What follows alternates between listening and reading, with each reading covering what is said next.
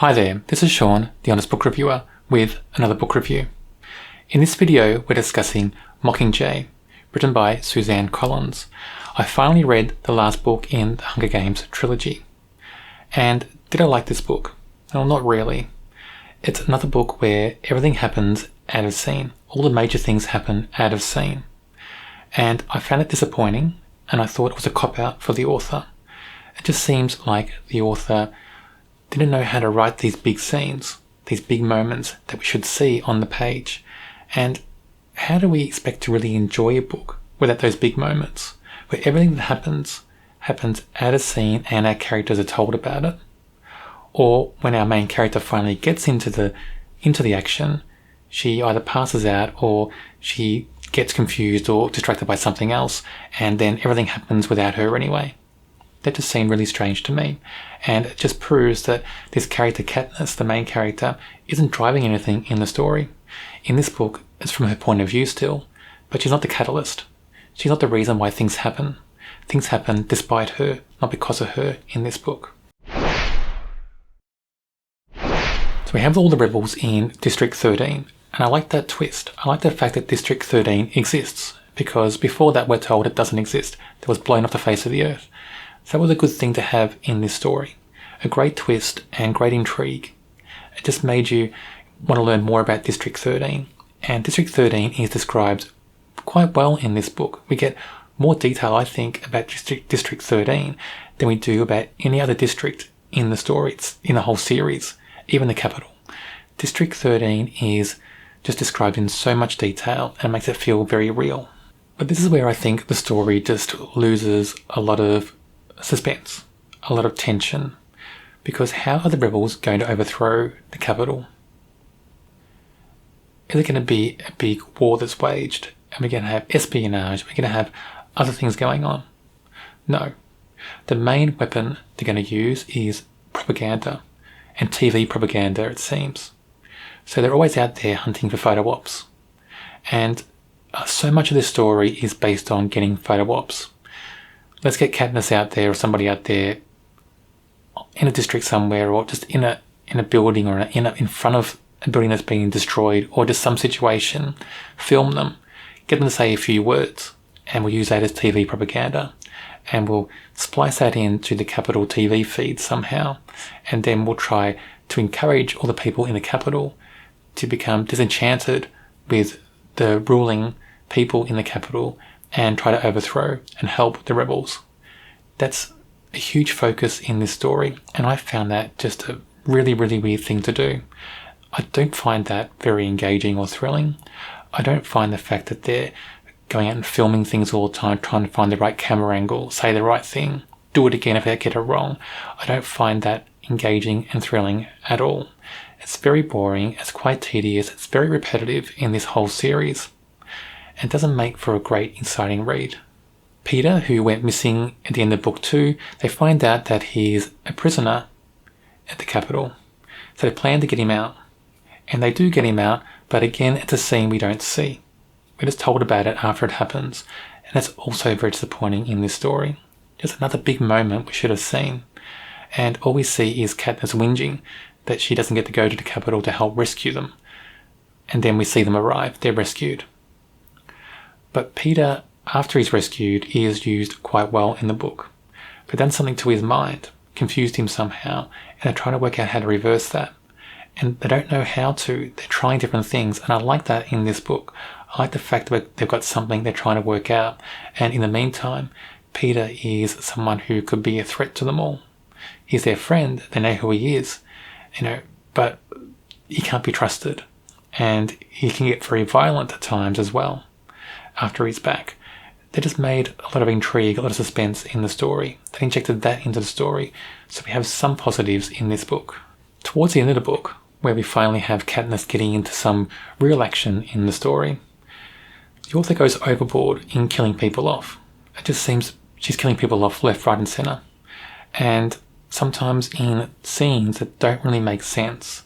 There's no real reason to kill that person off in that way. It just seemed to be for effect.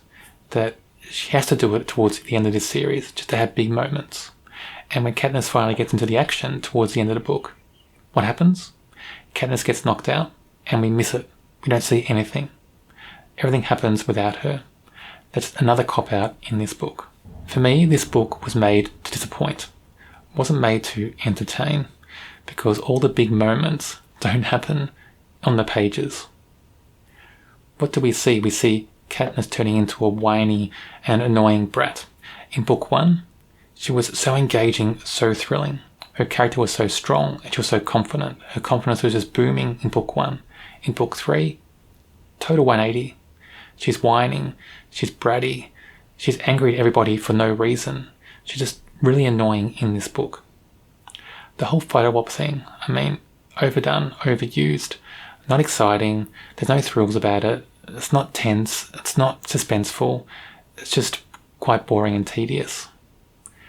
Katniss's attitude towards Gale and towards Peter, that just got so annoying in this book. If those characters had any sense, and if the author wrote it a different way, both those characters would just, say enough's enough and turn their backs and walk away.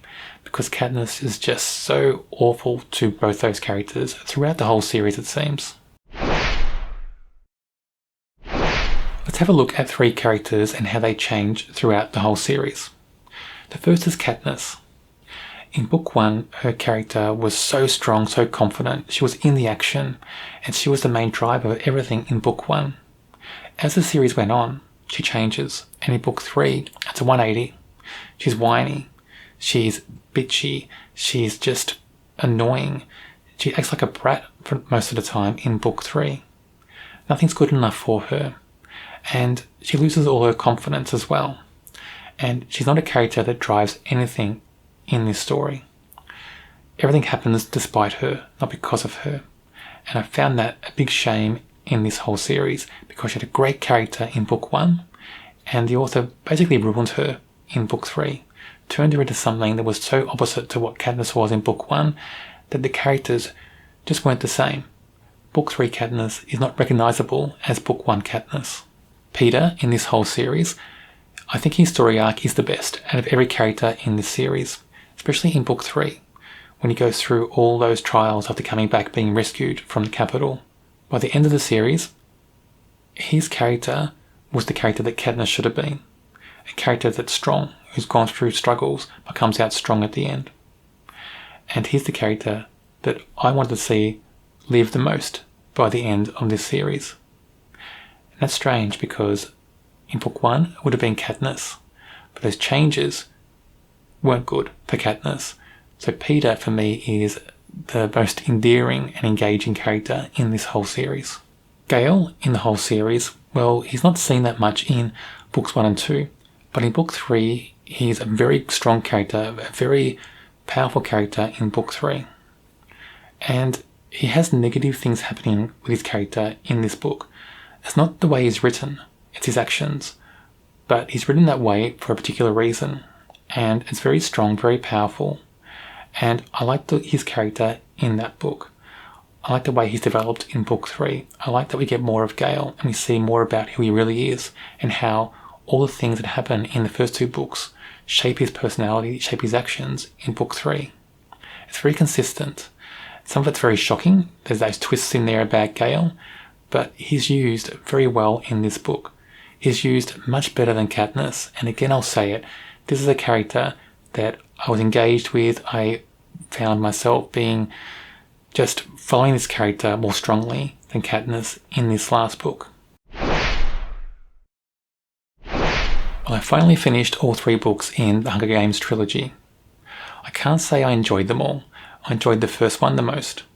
But by the end, I just felt like I'm glad that I got to read them. I'm glad I finished reading them, because now I can say I've read them. I can say I have an informed opinion about what they're like. And by the end of the series, if I count up all 3 books, I'm not overwhelmed. I rate this a 2.5 out of 5. Most of that rating is down to how Katniss is written as a character in this book. The fact we don't have any action happening in the book. When action does happen, for most of the book, it happens off page. And Katniss as the main character is not the catalyst for what happens in the book. Things happen despite that character, not because of the character. And that's a big shame in this book, in this whole series, because Katniss is meant to be the catalyst for change, but she's not. Other people make those changes happen. The author just has Katniss more concerned about photo ops, and that just seemed really strange in this series and was a big disappointment. I've now read all 3 books in the Hunger Games series. If you have not watched the first 2 videos, check out my channel, and while you're there, subscribe. I also have a sci-fi playlist on my channel. It should be on your screen now.